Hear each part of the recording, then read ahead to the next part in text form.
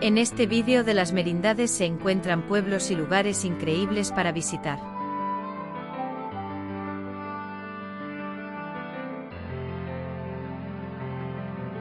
La conversión de la Gruta de Ojo Guareña en un templo cristiano tuvo como primera advocación la de San Tirso, un soldado romano martirizado en los primeros años del cristianismo a cuyo nombre le dedicaron las 4 paredes de la boca de la cueva.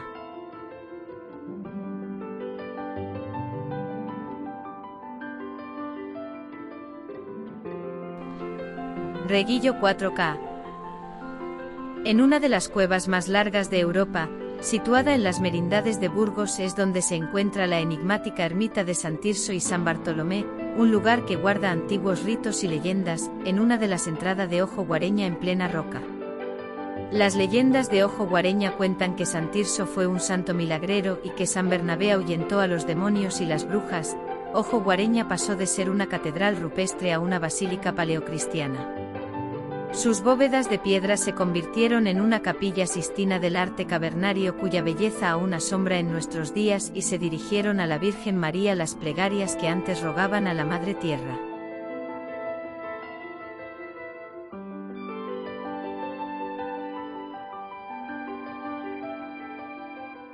La ermita de San Pantaleón de Losa constituye uno de los exponentes más singulares del románico de las Merindades de Burgos. La ermita está ubicada en la población de San Pantaleón de Losa, en el municipio burgalés de Valle de Losa y en un cerro en forma de barco. Se considera una de las obras más hermosas y originales del arte románico en Burgos. Una artística portada sirve de ingreso por la parte occidental. Lo más curioso es el Atlante, más conocido por el hombre del saco. Para otros podría ser Sansón por su larga cabellera, o el mismísimo San Pantaleón, que la flanquea por un lado y el zigzagueado por el otro.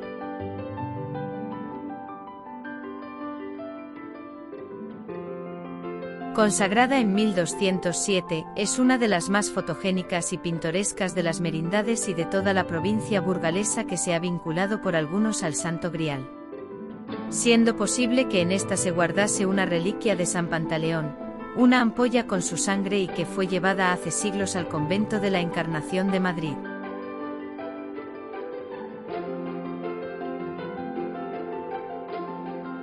En las ventanas de la ermita, uno de los motivos que se encuentran unos extraños figurantes iconográficos. Los emparedados, una serie de figuras humanas embutidas en la piedra de las que solo se ven la cara y los pies. Se trata de prisioneros, de eremitas encerrados en sus celdas, o representa alguno de los martirios de San Pantaleón. El municipio de Medina de Pomar, enclavado en el centro de las Merindades, es de visita obligada, lugar de torres, casonas, conventos y palacios.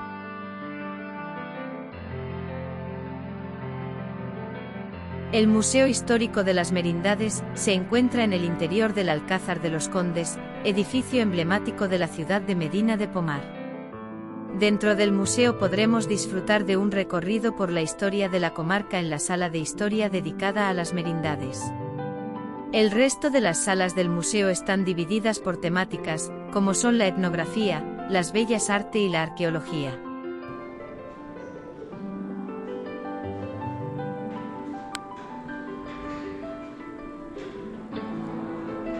La Plaza Mayor es una típica plaza rodeada de pórticos de distintas épocas. En ella se levanta el ayuntamiento, y en uno de sus laterales se extiende un balcón con vistas de la parte baja de la ciudad.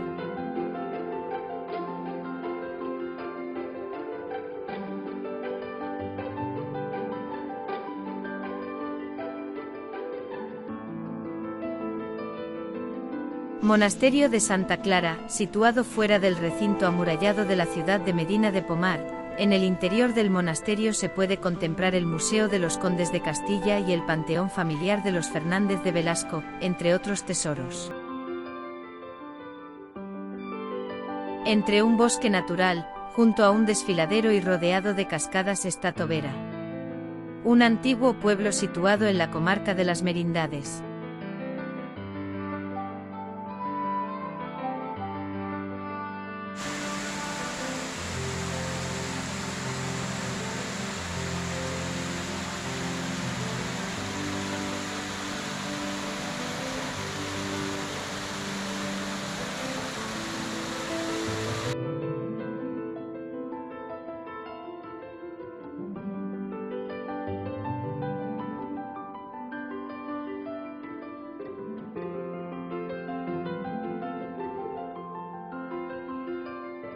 El templo, casi incrustado en una gran peña, data del siglo XIII, presenta elementos tanto románicos como góticos y dispone de un soportal con arcos.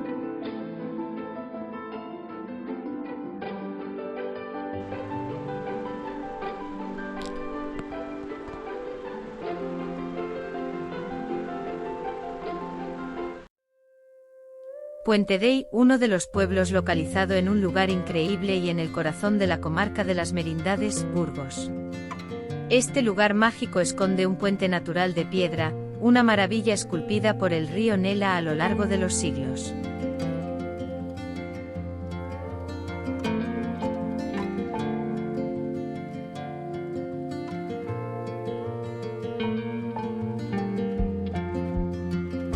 El arco de piedra es sin duda lo que más lo caracteriza, un elemento que le otorga el nombre al pueblo. En el lugar se localizan algunos miradores.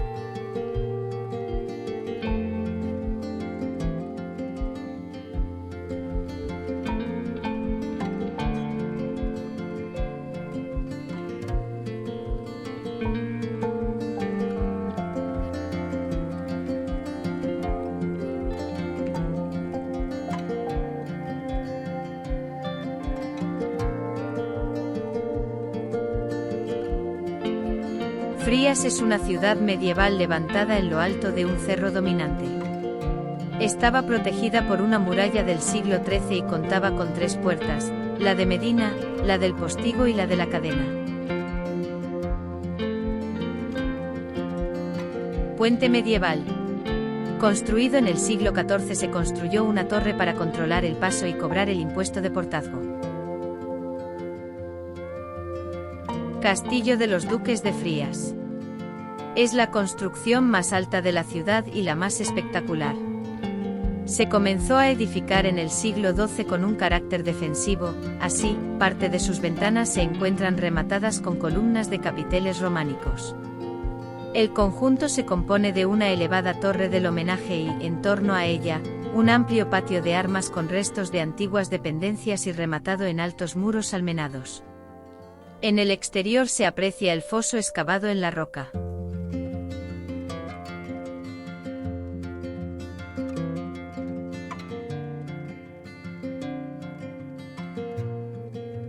Sus calles son estrechas y desiguales y a ambos lados se disponen las casas adosadas entre sí, algunas de las cuales parecen colgadas sobre el cortado rocoso.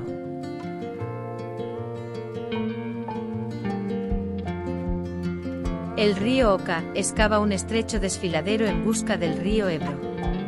En este estratégico lugar, entre la meseta y la cornisa cantábrica, se enclava la villa de Oña.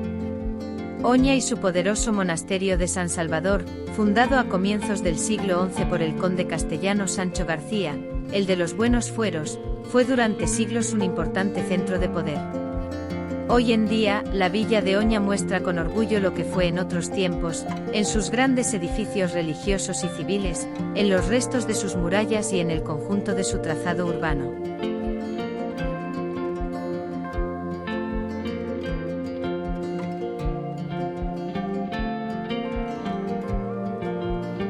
Oña es la flor de estos valles. Con estas palabras comienza el Cronicón de Oña, una obra que se representa todos los años en la iglesia del monasterio de San Salvador, y que narra el nacimiento de Castilla, en el que Oña desempeñó un importante papel. Junto a la iglesia parroquial de Oña se levanta una elegante torre del siglo XIV, que hoy alberga el Museo de la Resina. Las extensas masas forestales de pino del entorno fueron aprovechadas para la extracción de la resina. Iglesia de San Juan. La iglesia parroquial de Oña, dedicada a San Juan, cuenta con una magnífica portada del siglo XIII.